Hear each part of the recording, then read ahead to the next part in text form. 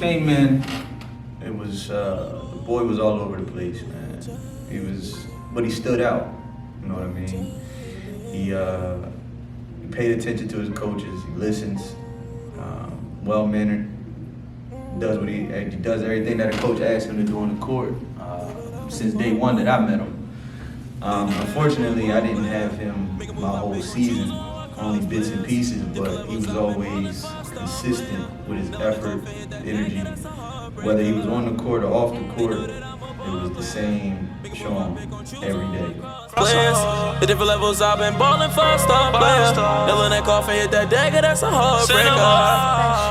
Rather be real and rejected than be fake and accepted. But your teeth from all my niggas really all that I'm asking. Stay focused, stay on the grind and try to stack on my backers. Little sister had a baby, man, fuck it like happens. Then my story hold on, cause I ain't doing no capping. My story hold on, just let me tell you what happened. My story hold on, cause I ain't doing no capping. My story hold on. Young nigga overlooked it, I didn't give it no chance. That nigga knew how to ball and really worth in his craft. The coach just said it, then I went on the wearing the map. He asked me, can he get a shot? They staring red and they left. His dream shattered before his eyes, he going home feeling sad. His mama told him to stay humble, go and get off your ass. The young niggas started writing, started singing his rap. Now people try to fuck with him, now they calling him slap. They wasn't there on the 60 on the back of that bus. They wasn't there on the 30 when my stomach was Whoever was on my team won. Oh my God. They don't want to give you my credit, bro. But when I got out there, what happened? Oh. Everybody was on coach. He think coach can't shoot. Whap. He think he a better shooter than me. No, I don't think. I know. There's a difference. All I do is shoot.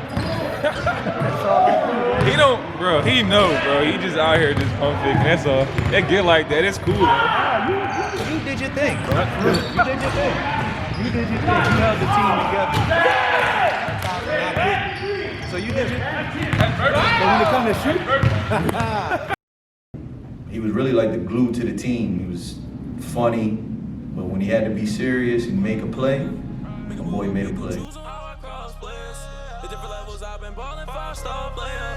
On the coffin, hit that dagger, that's a heartbreaker. I was just ripping and running. Free try easy family, I was talking. Going up over, go stupid retarded. Bitch, shut up, pay me like I am a dummy. No way you getting anything from me. You would get noodles and dick in your tummy. Always been paying, I never been bummy. They do the paper, I'm free for that money. And he loves playing defense. You can't ask for much out of a player, you know, that's selfless. That's the big thing with him. That's what's gonna help him in the future, is that he's selfless and cares about everybody else around him. And he's been like that, like I said, since day one. So how I got Sean on my team, we started out in the summer doing like the summer workout circuits, and he was doing his thing. Like he was making some noise against some solid competition. And I remember one play, I think he dunked on Mo. And like the whole gym went crazy. And then like 2 plays later, my boy got a concussion and it was over for him. He was a little down about it because he didn't know what was gonna happen next. So he ended up coming to my team and, you know, we started working on his game. How can he improve to get to college based off of what he's doing already now? As far as Sean goes as a basketball player, I would say his pros, communication is one. He's very outspoken when it comes to defense. He lets everybody know where they're supposed to be on the court. He sacrifices his body, which is also a pro. The jump shot was a little shaky at first. It's questionable now. It's like, no, it's definitely a pro because he's definitely worked on it and made it more consistent. And he's more efficient with his jump shot now compared to where he was at the beginning of the season last year. Cons, I really can't think of too many off the top of my head besides him being a goofball. Other than that, man, but that's what makes him him. But he knows when to be one, he knows when to not be one and be serious. So I don't really have too many cons about my boy, man. So in 5 years, if you stay on track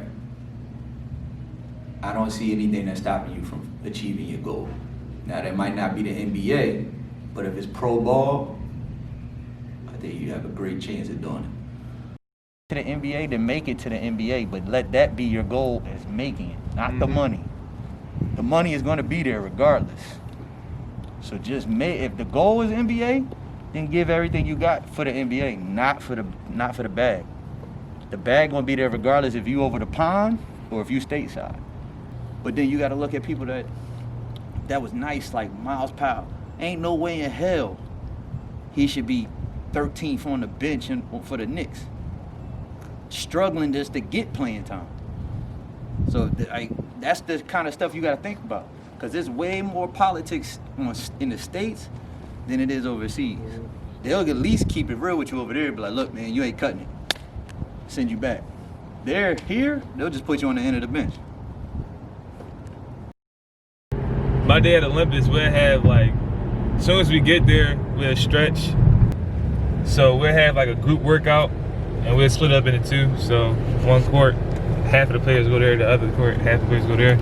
After that, we'll chill, lunch, and then after that, everybody got their practice session. So ours is probably like, sometimes we'll practice in the morning, and then some days we'll just practice from like 1 to 3, and then other days we'll practice from like 4 to 7 or something like that. So it was like, we had a bunch of personalities at Olympus, so like we just made it fun. We always goofballs, like we always in there just being us. And that's what made it so fun for everybody. Like everybody was cool with everybody at the end of the day, but when we stepped on the court, everything was just different. My name is Stan Laws Jr. I'm a coach, a pastor, a mentor. I'm a lot of things to a lot of people. Deshaun attended my Bible basketball camp probably in, I guess, the early 2000s, or when he was younger, probably when he was about, 6, 7 years old. The relationship that me and Deshaun has is that of a coach, player, mentor, mentee, minister. The team that I coached when I coached Deshaun in high school at Fieri Charter High School, he brought perimeter shooting, and he brought leadership from a variety of levels in terms of his attitude and how he handled himself, as well as he showed the players on the team how to achieve for high academic standings.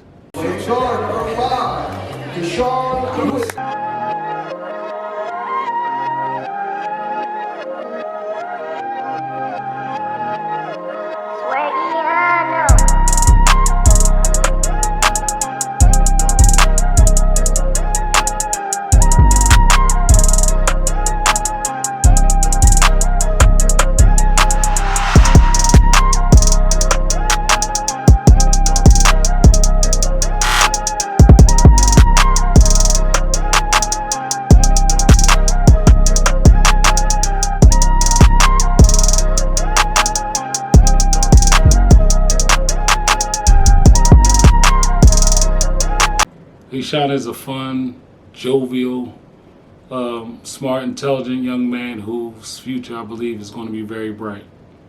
My son is the one kind of inspired or reached out to Deshaun about the opportunity to play for me at Fieri Charter once I took the job.